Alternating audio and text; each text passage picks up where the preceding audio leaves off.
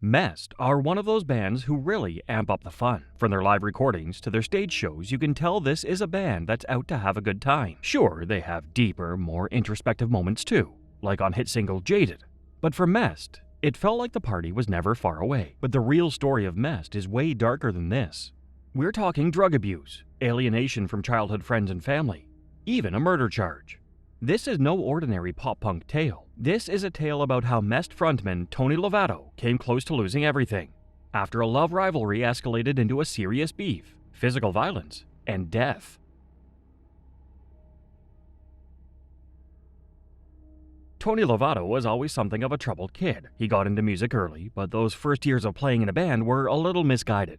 At 12, he was the drummer in the white power band Confederate Storm.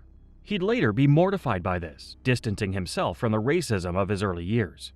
"This isn't who I am," he'd later say. "I've got Mexican friends and I've got black friends. So how can I be a part of Confederate Storm when my true feelings are everything that's not that?" A few years later, Lovato found a little more musical focus. Along with his brother Steve and cousin Matt Lovato, Tony formed Mest in 1995.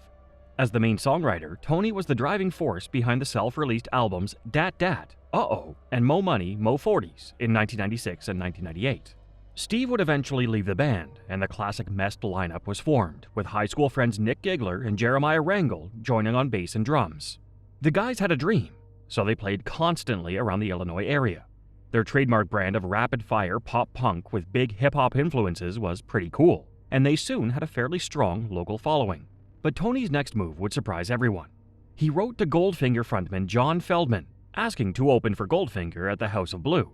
To everyone's amazement, Feldman replied, "Send me a demo," he said, "and we might be in business." So they did. Mest played the show and Feldman loved it. He pulled some strings and got the band signed to Maverick Records, an imprint of major label Warner. Feldman would become one of the band's most high-profile supporters over the coming years. That is, until some even more high-profile supporters got on board a few years later. He'd even produced Mest's first record, Wasting Time, released in 2001. While it wasn't exactly a mega hit, it was clear the band were going places. The guys were working hard in the early 2000s. They recorded another record, Destination Unknown, just a year later. This time, it found its way to number 12 in the US Heatseekers chart. Cadillac became one of the band's early fan favorites, a breezy slice of summer pop-punk. Cadillac is all about the vibes, and captured what it meant to be young and free in 2002. Things were going quite nicely for the band, but it was the next record that would change everything. All that time spent touring and hanging out on the punk scene had given Mest the chance to make some important friends. They already had John Feldman in their corner. Now they had Joel and Benji Madden of Good Charlotte. Good Charlotte had just released The Young and the Hopeless, the smash hit follow-up to 2000's self-titled. John Feldman might be a respected name on the ska and pop-punk circuit, but the Madden brothers were becoming real mainstream rock stars. Joel and Benji loved the whole vibe and sound of Mest, and loved hanging out with the guys. So when Mest got into the studio to record their own self-titled album, Good Charlotte were right there alongside them. Benji appeared on the album's first single, entitled Jaded, (these years), This would be the mainstream crossover Mest were looking for. Both single and LP sold solidly, and the association with superstars like the Madden brothers, that was definitely gonna help. A stint on the Warped Tour that summer pushed Mest's credentials to the max. They were riding the wave of pop-punk success, and their photos graced the covers of magazines coast to coast. They decided to capitalize on this, getting back into the studio for their sixth album, 2005's Photographs. Photographs represents a bit of a vibe shift from the earlier material. There's a definite feeling of maturity on this record. These guys weren't just about tearing it up and having fun. They could be serious and soulful too. A bit of maturity is usually a good thing at this point in a band's career. But for Mest, things were a bit different. The band had made a career out of being the party boys, the guys who turned having a good time into an art form. Was this new approach to songwriting a sign that the band had grown up? Or was it just a reflection of how pissed off everyone was with others? It seemed to be the latter. There were definite tensions under the surface. Photographs was not a unified effort from the band. Instead, it was fractured, with different members pulling in different directions. Where was Mest going to go from here? Were they going to stay true to their punk roots? Or were they going to move in a new direction? In the end, it was neither. In 2006, the band decided to take a break. It was a breather, they said, to stop those tensions growing out of control. But fans feared the worst. There were rumors of a genuine breakup, a permanent end for a band that was just getting going. would Mest be over for good? Before the hiatus could begin, Mest still had another tour booked, so the band headed out on the road one last time. This would be the final chance for fans to catch their heroes in action, at least for a while. Playing with Alistair and Scary Kids Scaring Kids, Mest really gave it their all, but they weren't quite hitting the high notes from earlier in their career. Over an emotional set of dates, fans were presented with the realities of a band at breaking point, and of the unstable nature of success in the punk scene. The sloppy performances and obvious internal tensions made for an awkward experience for those in attendance, but what came next would be far, far worse. March 25, 2007, North Hollywood, 26-year-old Wayne Hughes is rushed to hospital. He's been stabbed multiple times. Shortly after 10 a.m., Hughes is pronounced dead. A man has lost his life, and this is now a murder case. The police arrest their suspect, holding him on $1 million bail. That suspect is Mest frontman Tony Lovato. The press lost their minds over this tragedy. Headlines like "Pop-punk murder" just added fuel to the already burning fire. They quickly lost sight of the fact that a life had been lost, and instead focused on profiling the Mest lead singer. Lovato, already a controversial figure after the childhood dalliances with white power bands that he'd long since distanced himself from, became a pariah. At a time when punk, hardcore, and emo subcultures were having a hard time in the media, a murder was the perfect story. News outlets attached violent meanings to song lyrics and demonized outcast kids like never before. Lovato became a symbol of this, an out-of-control rock star prone to violent outbursts. That was how the media painted Lovato. His friends stuck by him. Benji and Joel Madden went on record saying, "We're all praying for him. We all have faith that it'll work out for the best." Meanwhile, details began to emerge from the incident. Both Lovato and Hughes had dated the same girl. Hughes had threatened Lovato and had challenged Lovato to a fight, which Lovato refused. According to the Los Angeles DA's office, Hughes followed Lovato to an underground parking garage and attacked him. When Lovato tried to defend himself, Hughes received knife wounds to the chest and back. In the words of the DA, there is insufficient evidence to show that this was not a justifiable use of reasonable force in self-defense. The charges were dropped. Lovato walked free from the Los Angeles jail where he'd been held, but his reputation was still in tatters, and his band was still on hiatus. No one knew what would come next for Mest, and whether fans would ever see the group back together again. And as for record labels, well, they weren't so keen on working with someone who'd been charged with murder, even if those charges had eventually been dropped.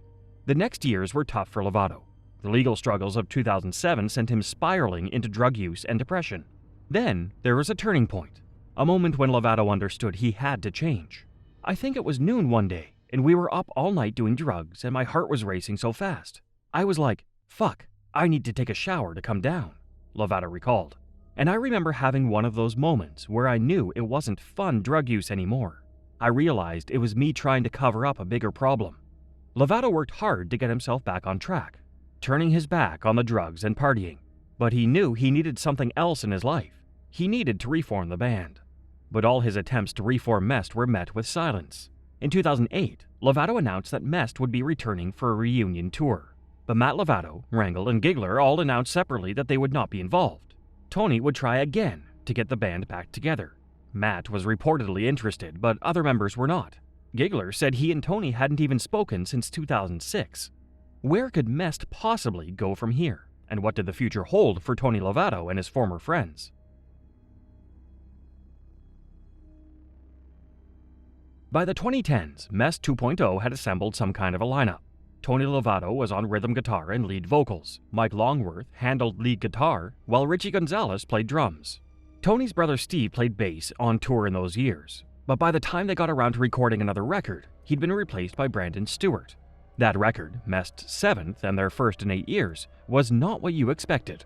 Not what you expected both did and did not live up to its name. Sound-wise, it was largely more of the same. The same galloping punk rock, the same soaring vocals, the same hip-hop swagger. Maybe the unexpected part is that the album exists at all. Tony Lovato had been through a lot, and the band had fallen apart. To come back with a rollicking new album, almost a decade after the last one, was quite a curveball. Mest hadn't had a deal with Maverick since the 2006 hiatus brought the band crashing down in flames. Even though Tony Lovato had been cleared of murder, labels didn't want anything to do with him.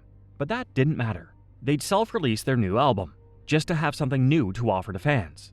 It might have been met with lukewarm response from critics, but those who had stuck by Mest loved it. It was a real step on the road to recovery and redemption. Perhaps an even more important step was Broken Down. This was an acoustic album released by the band in December 2013, funded by Kickstarter. It includes tracks from most of Mest records up to that point, reimagined in a more introspective and vulnerable setting. It gave fans the chance to get a little closer to the songs they'd fallen in love with years before, and it gave Tony the chance to lay his scars bare as he reconciled his past with his present. It seemed Tony's efforts had not gone unnoticed. As the passing of years thawed tensions between former band members, Mest made an announcement that no one saw coming. Mest would be back, with a new album and with the classic lineup that kids were desperate to see. Originally scheduled for 2019, Masquerade did not see the light of day until 2020. Still, it did have Tony and Matt back together, along with Giggler and Wrangle. So kids were stoked to see what the guys had been up to. Let's be real here. The album didn't make any end-of-year lists. It didn't trouble the charts, and it didn't break any new ground. Mest were never out to do that. Instead, they were out to recapture some of the joy and love that had so long been forgotten.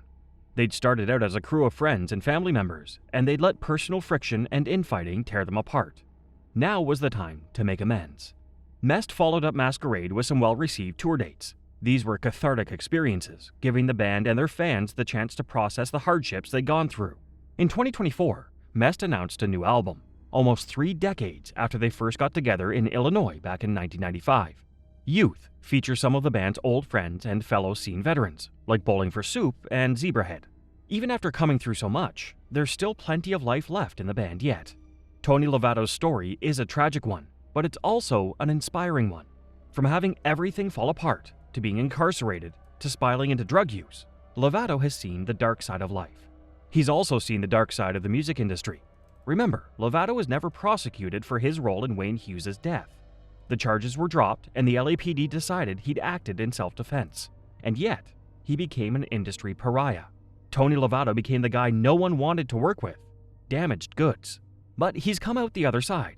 He's reconnected with his friends, and he's back out there doing what he loves. If that's not a tale of hope and redemption, then I don't know what is. Thank you as always for joining me on this journey. If you'd like to see more deep pop-punk explorations, just stay right where you are, because there's another one coming right up. And of course, like, subscribe, and let me know what to cover next in the comments.